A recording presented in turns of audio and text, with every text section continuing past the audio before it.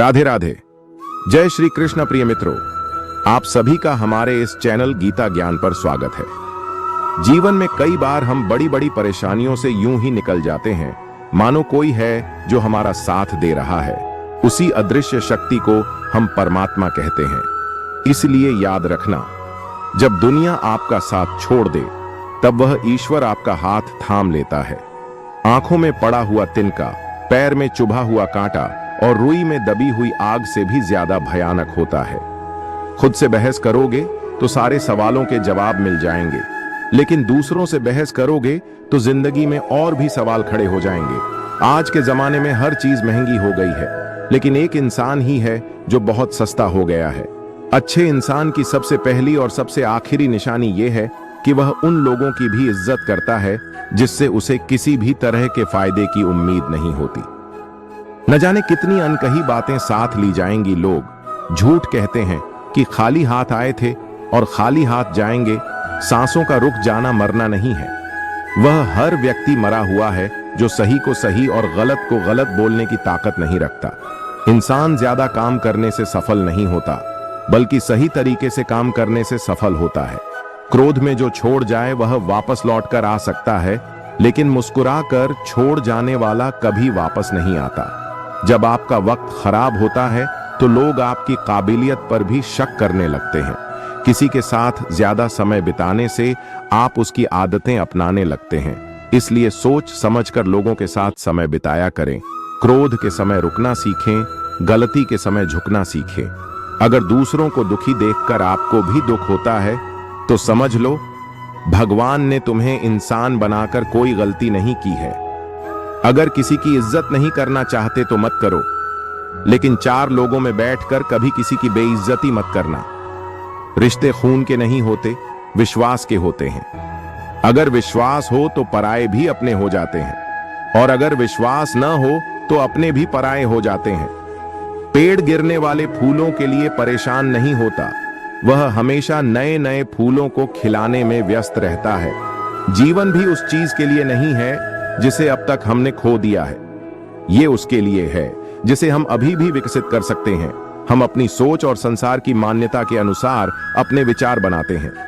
जैसे सत्य कहना धर्म, असत्य कहना पाप, सहनशीलता धर्म है और क्रोध करना अधर्म, जीवों पर दया करना धर्म और निष्ठुर होना अधर्म। परंतु क्या यही सत्य है? क्या कभी कभी परिस्थितियां इन अवधारणाओं को उल्टा नहीं कर देती? करती हैं। यदि इस संसार में कुछ धर्म है, कुछ पुण्य है, कुछ महान है, तो वह है परिस्थिति के अनुसार चलना। जटायु याद है, जिन्होंने रावण पर क्रोध किया था, उस पर आक्रमण किया था। उस समय जटायु का क्रोध पाप नहीं था, वह धर्म था। इसलिए अंत में उन्हें भगवान राम की गोद मिली। और कुछ ऐसे भी होते हैं जो धर्म की सहजता समझकर हर अन्याय को सहते हैं और अंत में वे बाणों की सैया पाते हैं। यदि कोई पशु या व्यक्ति अकारण आक्रमण करे, किसी निर्दोष के प्राण लेने की चेष्टा करे, तो उसकी रक्षा हेतु उसका वध कर देना पाप नहीं, समय की मांग है। यदि किसी दुष्ट की सहायता करने से संसार का सबसे बड़ा पाप क्या है? संसार का सबसे बड़ा पाप है किसी निर्बल को सताना, और संसार का सबसे बड़ा दंड भी उस निर्बल के मुख से निकली हाय है। श्री कृष्ण कहते हैं, आपने लोहार को लोहा पिघलाते हुए तो अवश्य देखा होगा, और यह लोहा पिघलता है चमड़ी की बनी धोकनी से निकली हवा से। जरा आप सोचिए, एक मृत पशु की खाल से बनी धोकनी इतनी कठोर लोहे को भस्म कर सकती है।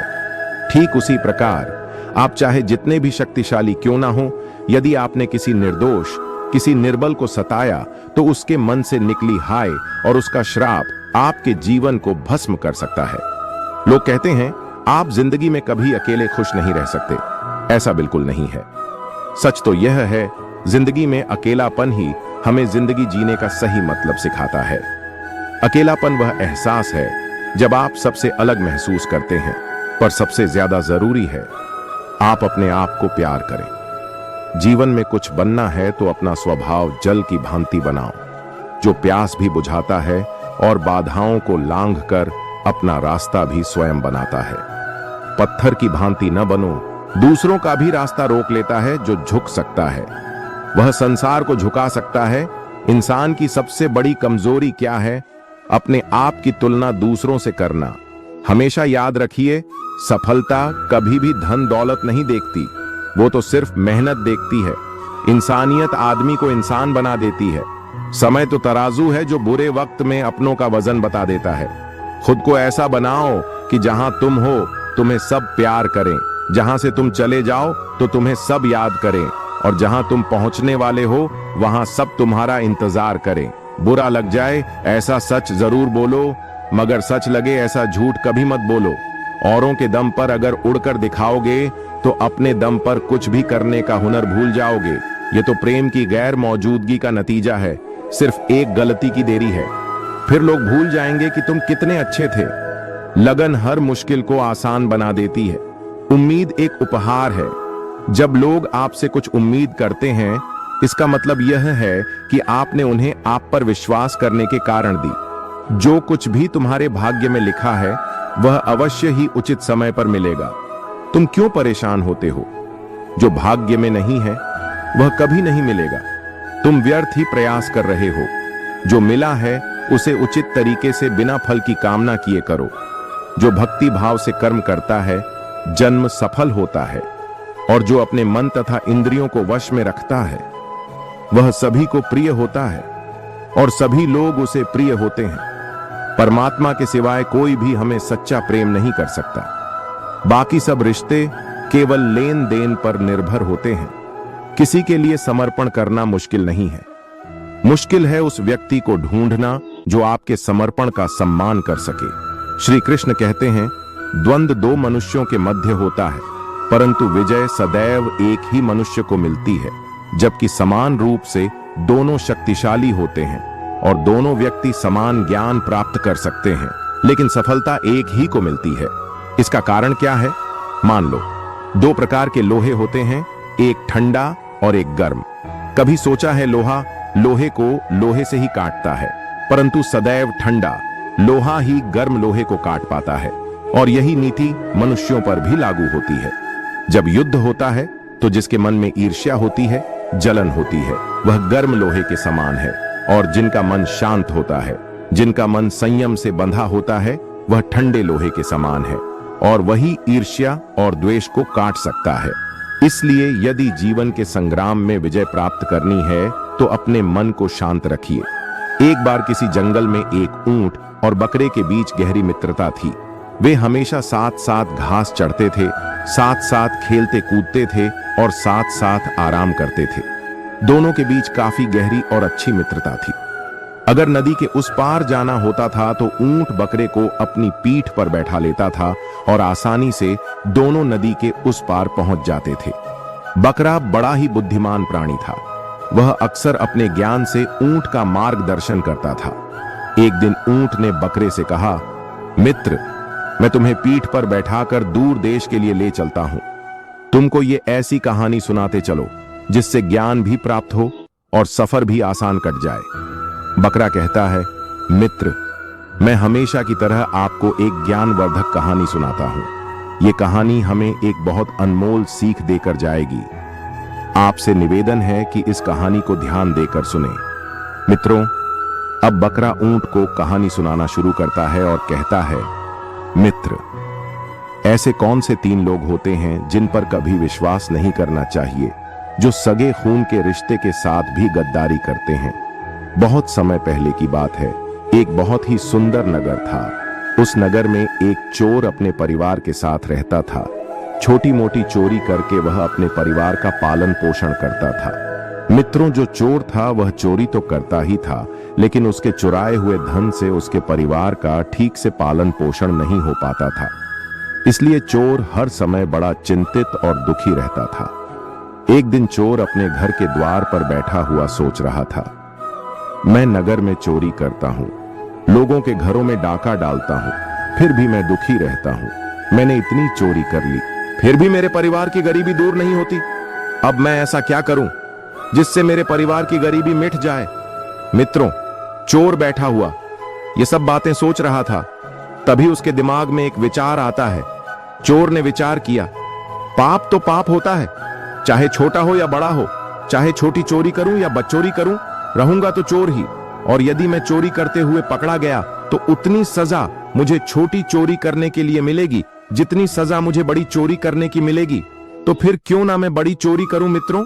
यह विचार कर उस चोर ने एक योजना बनाई कि आज रात नगर के राजा के यहाँ खजाना लूटने जाएगा, और यह निश्चय करके वह नगर के राजा के यहाँ खजाना लूटने की योजना बनाने में जुट गया। मित्रों, जब रात होती है तो छोड़ दबे पांव राजमहल में प्रवेश कर जाता है, और उसी तरह वह वहीं पर पहुंच जाता है जहां राजा का खजाना रखा हुआ था। वहां पहुंचकर उसने देखा कि खजाने के चारों तरफ खड़ी सुरक्षा है। कई सैनिक खजाने का पहरा दे रहे हैं और उनकी आंखों से छुपकर खजाने तक पहुंचना बड़ा ही कठिन काम है। इतनी कड़ी सुरक्षा है, इस सुरक्षा घेरे को तोड़कर खजाने तक पहुंचना कोई आसान काम नहीं था। यदि किसी सैनिक की नजर चोर पर पड़ गई तो तुरंत ही वह उसे मौत के घाट उतार देगा। आज उन सैनिकों को देखकर चोर को सैनिक के रूप में अपना काल नजर आ रहा था। उन्हें देखकर ऐसा प्रतीत हो रहा था जैसे खजाने के चारों तरफ साक्षात यमराज पहरा दे रहे हों। चोर सोचने लगा, अगर मैंने चोरी करने की कोशिश की तो आज मैं जीवित नहीं बूंगा मित्रों। यह सोचकर चोर ने चोरी का विचार त्याग दिया और उल्टे पांव ही वापस लौटने लगा। अभी कुछ दूर ही गया था कि उसके मन में दूसरा विचार आया। सोचने लगा, मैं इतनी मेहनत करके इस राजमहल के अंदर तक पहुंचा हूं और खाली हाथ ही अपने घर लौट रहा हूं। खाली हाथ लौटने से तो अच्छा है कि मैं यहां से कुछ ना कुछ तो चुरा ले जाऊं। यदि मैं यहां से खाली हाथ घर वापस लौटा तो मेरा इतनी दूर ना व्यर्थ हो जाएगा मित्रों। यही सोचकर चोर ने अपने कदम राजा के शयन कक्ष की तरफ बढ़ा दिए। चोर ने अनुमान लगाया कि इस समय राजा तो अपनी रानी के साथ गहरी नींद में सो रहे होंगे। राजा के शयन कक्ष में जाऊंगा और राजा के वस्त्र पहन लूंगा। उन राजसी वस्त्रों को पहनकर राजा की वेशभूषा बनाकर आराम से यहां से धन चुराकर इन महलों से बाहर निकल जाऊंगा। पहरेदार को लगे कि मैं राजा हूं, इसलिए वह मेरे रास्ते में नहीं आएंगे और मेरा काम आसान हो जाएगा। मित्रों, ऐसा निश्चय करके चोर राजा के शयन कक्ष के पास पहुंच जाता है और शयन कक्ष के बाहर लगे हुए पर्दे को धीरे से हटाकर अंदर झांकने की कोशिश करता है। जैसे ही उसने पर्दे को हटाकर अंदर झांका तो अंदर का नजारा देखकर वह स्तब्ध रह गया। उसने देखा कि राजा अपने पलंग पर गहरी नींद में सोया हुआ है और उसकी रानी अर्धनग्न अवस्था में पलंग के सिरहाने बैठी हुई है। रानी को जागते हुए देखकर चोर के हाथ पैर फूल जाते हैं और चोर एक तरफ दीवार से सटकर खड़ा हो जाता है। रानी के सो जाने का इंतजार करने लगता है। कुछ समय तक तो चोर उस दीवार से सटकर ऐसे ही खड़ा रहा। फिर जब उसने पर्दा हटाकर फिर से देखा कि रानी सो गई या जाग रही है, क्योंकि चोर तो इस ताक में था कि रानी सोए तो मैं राजा के वस्त्र चुराकर उन वस्त्र को पहन लूंगा और इस महल से बाहर निकल जाऊं। लेकिन चोर ने जब पर्दा हटाकर अंदर झांका तो उसने देखा कि रानी उसी अवस्था में बैठी हुई अभी भी जाग रही थी। तो चोर फिर से अपने उसी स्थान पर जाकर खड़ा हो जाता है जहां पहले खड़ा हुआ था। काफी देर खड़े रहने के बाद चोर ने विचार किया कि ऐसे मैं कब तक खड़ा रह सकता हूं, ऐसे तो मेरी कमर ही थक जाएगी। यही सोचकर चोर ने निश्चय किया कि शयन कक्ष के बाहर जो कुर्सी पड़ी हुई है उस कुर्सी पर बैठकर कुछ देर आराम कर लेना चाहिए और तब तक रानी भी गहरी नींद में सो जाएगी। मित्रों, यही विचार कर चोर दबे पांव उस कुर्सी तक पहुंच जाता है और उसी के पास पहुंचकर उस पर बैठने का प्रयास करता है। लेकिन यह क्या, जैसे ही वह चोर उस कुर्सी पर बैठा वैसे ही वह कुर्सी टूट गई और चोर जोर की आवाज के साथ जमीन पर गिर पड़ा।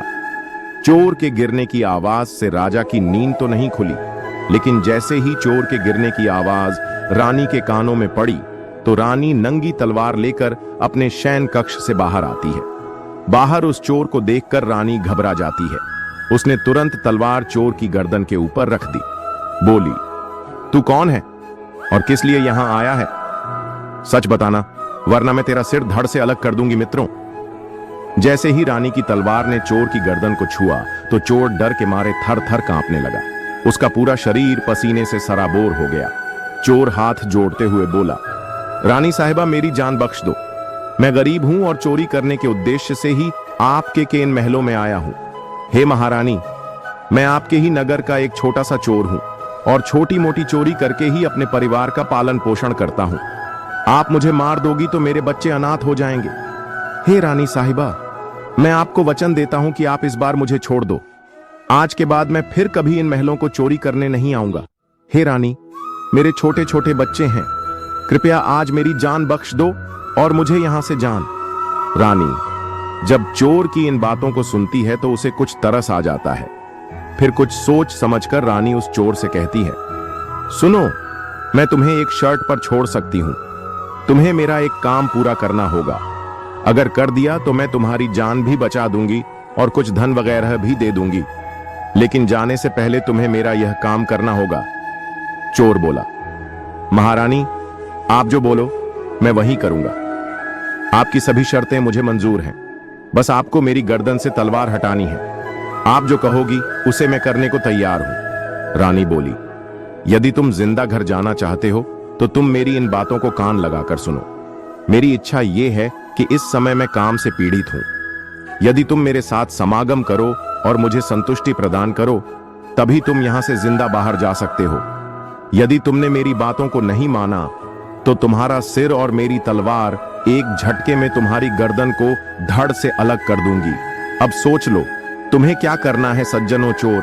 जब रानी के मुख से इन बातों को सुनता है तो रानी के इन वचनों को सुनकर वह और भी ज्यादा घबरा जाता है। चोर रानी से कहता है, रानी साहिबा, आप यह क्या बोल रही हैं? मैं कहां एक छोटा सा चोर और कहां आप इतने बड़े साम्राज्य की महारानी।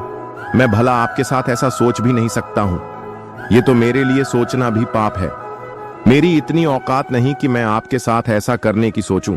रानी ने कहा, देखो, मुझे मत समझाओ कि क्या सही है और क्या गलत है। मैं कुछ नहीं सुनना चाहती। वास्तव में तुम्हें जान प्यारी है तो मैं जैसा कहती हूं तुम वैसा करो, वरना मरने के लिए तैयार हो जाओ मित्रों।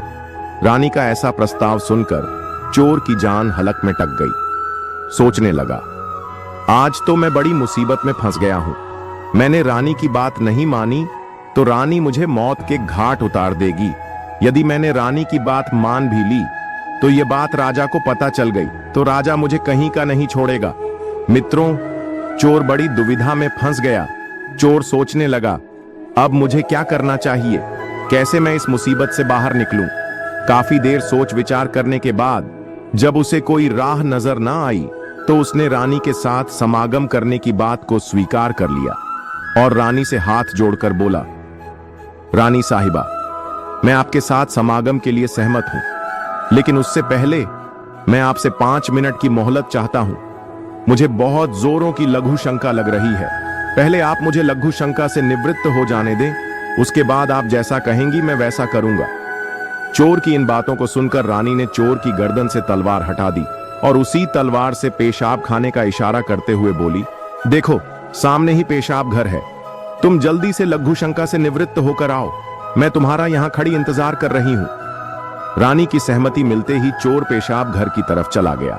रानी वहीं पर खड़ी होकर उसके लौटने की प्रतीक्षा करने लगी। मित्रों, जब चोर पेशाब घर के अंदर पहुंचा तो उसने देखा कि पेशाब घर में एक झरोखा बना हुआ है।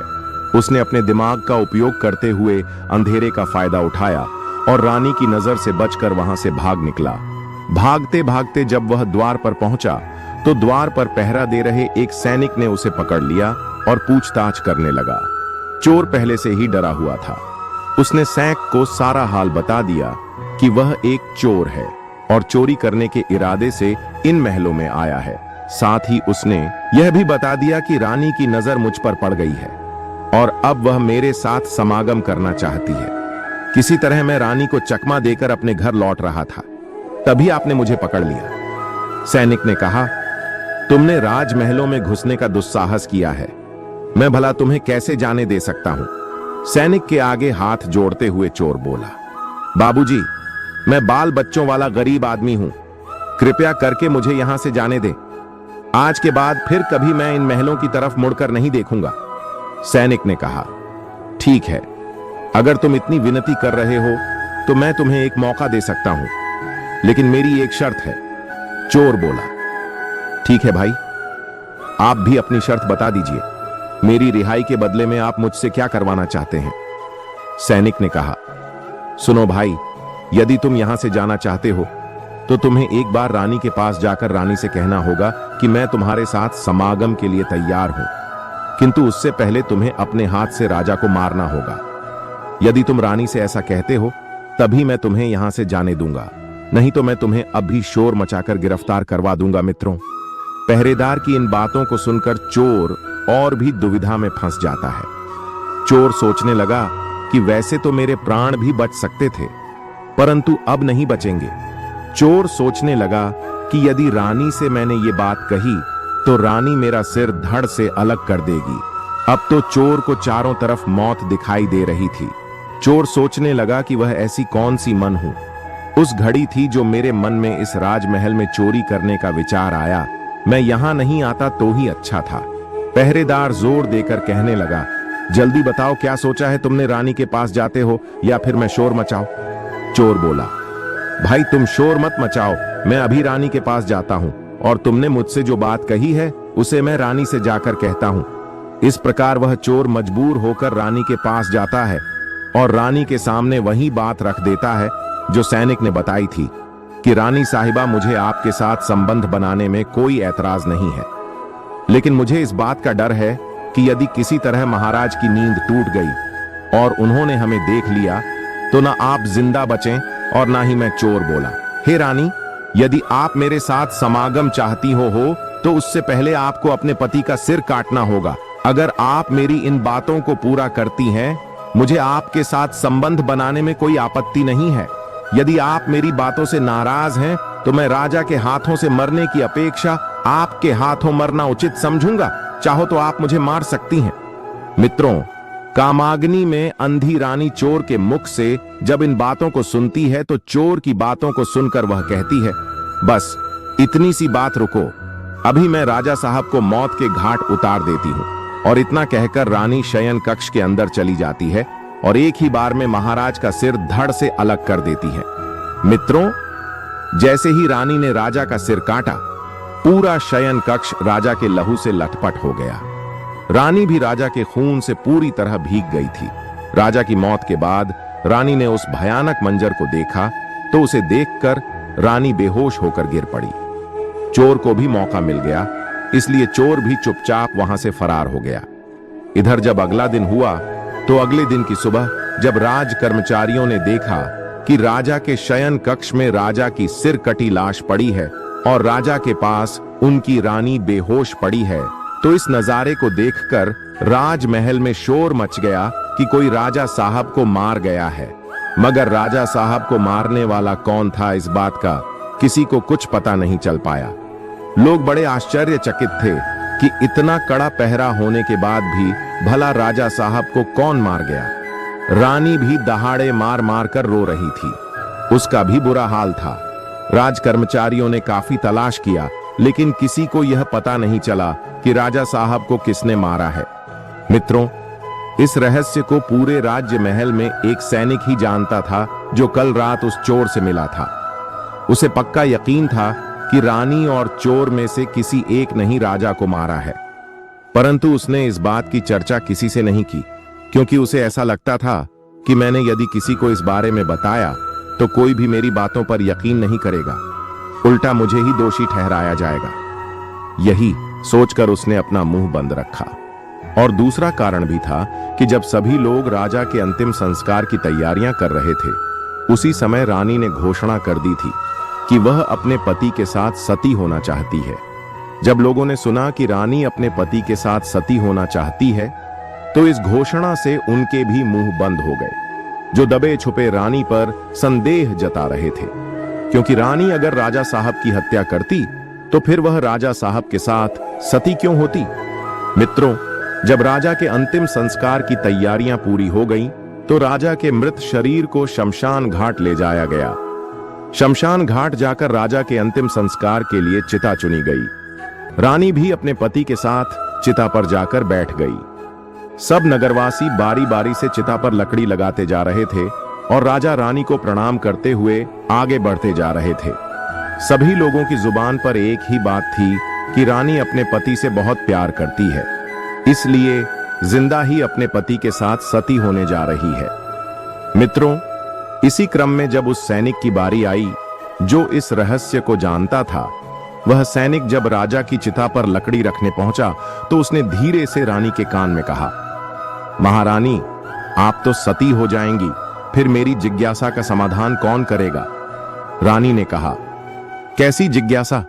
सैनिक ने कहा, रानी साहिबा, जाते जाते मुझसे इतना तो बता दीजिए कि राजा साहब को किसने मारा है, उस चोर ने जो कल आपके महलों में आया था, या फिर आपने मित्रों? सैनिक के मुंह से जब रानी ने यह शब्द सुने तो वह एकदम से चौंक पड़ी। उसने समझ लिया कि इसका मतलब इस भेद को यह सैनिक जानता है। रानी ने कहा, सुनो सैनिक, राजा को ना तो मैंने मारा है और ना ही उस चोर ने मारा है। अगर तुम्हें यह रहस्य जानना है कि राजा को किसने मारा है तो उसके लिए तुम्हें नगर के बाहर उत्तर दिशा में जो जंगल है उस जंगल में जाना होगा। उस जंगल में एक बुढ़िया अपनी कुटिया बनाकर रहती है। वह बुढ़िया ही तुम्हें यह बता सकती है कि राजा को किसने मारा है। मित्रों, रानी का उत्तर सुनकर उस सैनिक की जिज्ञासा और बढ़ गई। वह जल्द से जल्द इस रहस्य को जानना चाहता था। उसने राजा की चिता पर लकड़ी रखी और अन्य लोगों की तरह वह भी आगे प्रणाम करके बढ़ गया। अगले दिन की सुबह वह सैनिक रानी के बताए अनुसार जंगल की ओर चल पड़ा। सैनिक उस बुढ़िया के पैर पकड़कर बोला, मां, मैं एक रहस्य जानने के लिए आपके पास आया हूं। मैं यह जानना चाहता हूं कि राजा साहब को किसने मारा है। सैनिक की इन बातों को सुनकर बुढ़िया बोली, अगर तुझे यह रहस्य जानना है कि राजा साहब को किसने मारा है तो इसके लिए तुझे एक काम करना होगा। मेरी कुटिया के सामने एक बकरा बंधा हुआ है। तुझे यह रहस्य जानना है तो तुझे अपनी तलवार से एक ही बार में उस बकरे की गर्दन को काटना होगा। जैसे ही तू उस बकरे की गर्दन को काटेगा वैसे ही उस बकरे का धड़ वहीं गिर जाएगा और उसका सिर हवा में उड़ने लगेगा। बेटा, जैसे ही उस बकरे का सिर हवा में उड़ने लगे वैसे ही तुम उस बकरे के कान पकड़ लेना। बकरे का सिर तुम्हें जिस जगह पर ले जाए तुम वहां चले जाना। उस स्थान पर पहुंचकर तुम्हें तुम्हारे प्रश्न का उत्तर मिल जाएगा कि राजा को किसने मारा है। मित्रों, जैसे ही सैनिक बुढ़िया के इन वचनों को सुनता है तो तुरंत ही कुटिया से निकलकर बाहर आ जाता है। कुटिया के बाहर निकलकर सैनिक देखता है कि सचमुच कुटिया के बाहर एक बकरा बंधा हुआ है।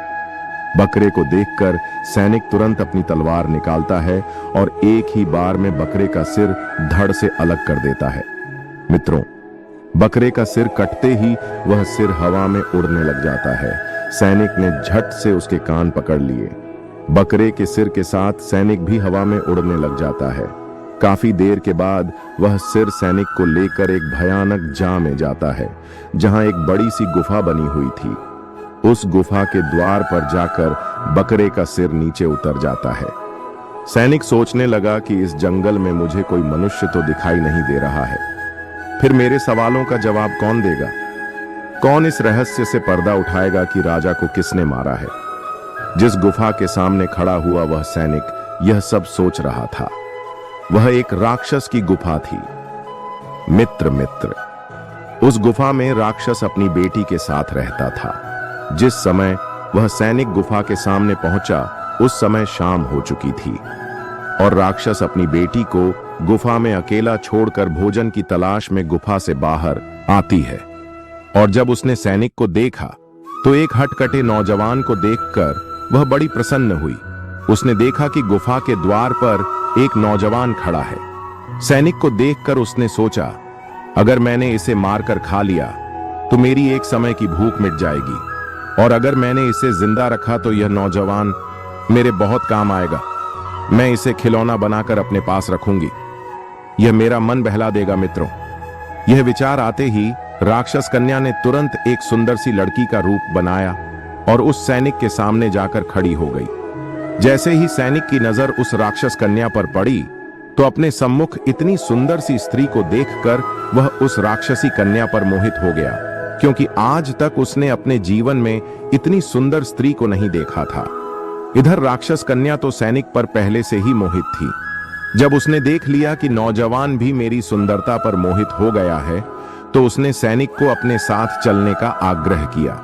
सैनिक ने भी सहर्ष स्वीकार कर लिया और इस तरह वह सैनिक उस राक्षसी के साथ उस गुफा में चला जाता है। सैनिक अपने सवाल के जवाब के लिए इतनी दूर भयानक जंगल में आया था जिसका एकमात्र उद्देश्य राजा की मौत के रहस्य को जानना था। वह सैनिक अपना उद्देश्य तो भूल गया और उस राक्षस कन्या के साथ रमण करने लगा। मित्रों, इधर जब राक्षस के आने का समय होता है तो राक्षस कन्या को नौजवान के प्राणों की चिंता होती है। वह सोचने लगी कि यदि मेरे पिता ने इस नौजवान को देख लिया तो वह इसे जिंदा खा जाएगा। यही सोच जैसे ही राक्षस के आने का समय होता है, उस राक्षस कन्या ने अपनी माया से उस नौजवान को एक मच्छर बना दिया और उसे मच्छर बनाकर दीवार पर चिपका दिया। इसके बाद वह राक्षसी के रूप में बदल गई। इधर जब राक्षस अपनी गुफा में लौट कर आता है तो उसने अपनी लड़की से पूछा, बेटी क्या बात है, आज मुझे इस गुफा में मनुष्य की गंध क्यों आ रही है? क्या मेरे पीछे इस गुफा में कोई मनुष्य आया था? पिता की इन बातों को सुनकर राक्षस कन्या बहाना बनाते हुए बोली, पिताजी आप भी कैसी बातें कर रहे हैं? इस भयानक जंगल में मनुष्य कैसे आ सकता है? यदि गलती से भी आ गया तो मैं उससे कच्चा ही चबा जाऊंगी। आप फिक्र मत कीजिए, किसी मनुष्य में इतनी हिम्मत नहीं है जो हमारी गुफा तक पहुंचे। चलिए पिताजी, आप थक गए होंगे, आप सो जाइए, मैं आपका सिर दबा देती हूँ। मित्रों, इस प्रकार राक्षस कन्या अपने पिता को गुमराह कर देती है और उस नौजवान सैनिक के बारे में अपने पिता को कुछ नहीं बताती।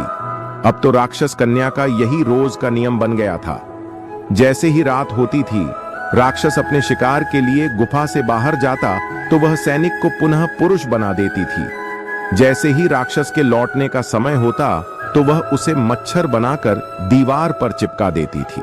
इस प्रकार उस सैनिक को राक्षस की गुफा में रहते रहते काफी समय बीत जाता है। जब उस सैनिक को राक्षस की गुफा में काफी समय बीत गया और उसका राक्षस कन्या से मन भर गया तो उसे अपने बीवी बच्चों की याद सताने लगी। परंतु वह राक्षस कन्या की चंगुल में था और उसके चंगुल से निकलना कोई आसान कार्य नहीं था। ऐसे ही चलते चलते जब कुछ दिन और बीते तो एक दिन उस सैनिक को गुफा से भागने का मौका मिल जाता है। हुआ यह कि एक दिन जब राक्षस अपनी बेटी को गुफा में अकेला छोड़कर जंगल में शिकार के लिए चला जाता है तो पिता के जाने के बाद उस राखन्या ने मच्छर बने हुए सैनिक को पुनः पुरुष बना दिया और उसके साथ प्रेम करने लगी। इसके बाद वह उसे मच्छर बनाना भूल गई और सैनिक से बात करते करते उसे नींद आ गई। इसी मौके की तलाश में तो सैनिक था कि कब मुझे मौका मिले और मैं यहां से भागूं। मित्रों, जैसे ही उस सैनिक को यह मौका मिला तो सैनिक दबे पांव गुफा से बाहर निकल जाता है। गुफा से बाहर आकर सैनिक ने विचार किया कि मुझे राक्षस कन्या से तो छुटकारा मिल गया, लेकिन अपने नगर तक मैं कैसे पहुंच? मुझे तो अपने नगर का रास्ता भी नहीं पता है।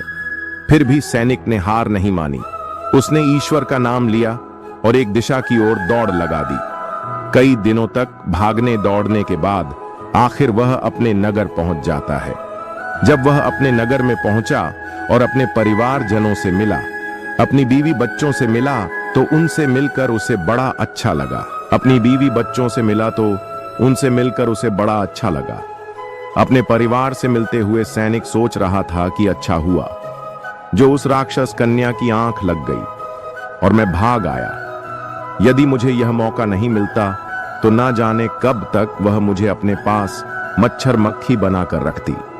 भगवान का लाख लाख शुक्र है जो मुझे यह मौका मिल गया। मित्रों, इस प्रकार उस सैनिक को अपने घर आए हुए भी काफी दिन बीत जाते हैं। जब काफी समय उसने अपने घर पर बिता लिया तो उसे फिर से राक्षस कन्या की याद सताने लगती है। सैनिक सोचने लगा, कितनी सुंदर थी वह स्त्री, मेरा कितना ख्याल रखती थी मुझे। इस तरह से उसे अकेला छोड़कर नहीं आना चाहिए था। उसने मेरा कितना ख्याल रखा, मुझे इतना प्यार दिया और मैंने उसके साथ में क्या किया। आते समय में उससे मिला तक नहीं। मुझे इस तरह उसे छोड़कर नहीं आना चाहिए था। मित्रों, जब यह ख्याल सैनिक के मन में आता है तो उसकी बेचैनी बढ़ने लगती है। अब तो वह रात दिन उसके ख्यालों में खोया रहता था। अब तो उसे ना रोटी अच्छी लगती थी ना पानी, सारे दिन उसी के बारे में सोचता रहता था। जब उसकी बेचैनी बढ़ने लगी तो सैनिक उस राक्षस कन्या से मिलने के लिए छटपटा नहीं लग गया और उसने निश्चय किया कि चाहे कुछ भी हो जाए लेकिन एक बार वह उस कन्या से मिलकर जरूर आए। यह निश्चय करके सैनिक उस बुढ़िया के पास में पहुंच जाता है और उस बुढ़िया से हाथ जोड़कर कहता है, मां जी, जिस स्थान पर आपने मुझे पहले भेजा था उसी स्थान पर मैं दोबारा से जाना चाहता हूं। बुढ़िया ने जब सैनिक को देखा तो वह बुढ़िया सैनिक को देखकर पहचान गई कि यह वही सैनिक है जो कुछ दिन पहले मेरे पास राजा के हत्यारे का पता लगाने के लिए आया था। बुढ़िया बोली, बेटा, जिस काम के लिए मैंने तुम्हें उस जंगल में भेजा था, क्या तुम्हारा काम अभी पूरा हुआ या नहीं? सैनिक बोला, मां, छोड़िए उन बातों को, मुझे उन बातों से क्या लेना देना कि राजा को किसने मारा। मैं तो उससे भी ज्यादा जरूरी कार्य के लिए आपके पास आया हूं। मां जी, बस एक बार आप मुझ पर कृपा कर दो और मुझे उस स्थान पर पहुंचा दो। बस मैं एक बार उस ऐसन पर जाना चाहता हूं मित्रों। अब तो सैनिक उस बात को भूल चुका था कि मैं पहली बार इस बुढ़िया के पास में क्यों आया था। अब तो सैनिक को केवल उस राक्षस कन्या से मिलना था। उसके अंदर उस कन्या से मिलने के लिए बेचैनी बढ़ती जा रही थी। वह बार बार बुढ़िया से उस स्थान पर पहुंचाने की मिन्नत कर रहा था। सैनिक की इस बेचैनी को देखकर बुढ़िया समझ गई कि यह सैनिक काम के वशीभूत है।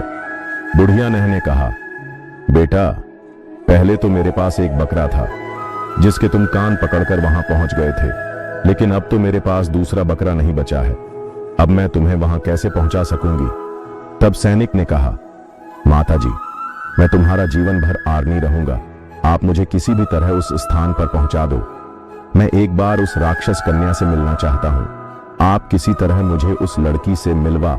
सैनिक की इन बातों को सुनकर बुढ़िया बोली, ठीक है, यदि तुम नहीं मानते हो तो मेरे पास एक दूसरा उपाय है जिससे तुम शीघ्र ही उस लड़की के पास पहुंच सकते हो। जब सैनिक ने पूछा, क्या उपाय है, तो बुढ़िया कहने लगी, बेटा, तुम उस लड़की से मिलना चाहते हो तो इसके लिए तुम्हें अपने बड़े बेटे को मेरे पास लाना होगा। सैनिक बोला, यह कौन सी बड़ी बात है, मैं अभी अपने बेटे को लेकर आता हूं। मित्रों, इतना कहकर सैनिक अपने घर पहुंचा और अपने बड़े बेटे को लेकर बुढ़िया के पास आया। फिर बुढ़िया से कहने लगा, माता जी, मैं अपने बेटे को अपने साथ ले आया हूं, बताइए अब मुझे क्या करना है। बुढ़िया बोली, बेटा, तुम्हें ज्यादा कुछ नहीं करना है।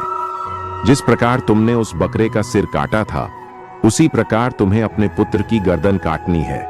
जिस तरह तुम बकरे के कान पकड़कर उस स्थान पर पहुंचे थे, उसी तरह तुम्हारे बेटे का सिर भी तुम्हें उस स्थान पर पहुंचा देगा।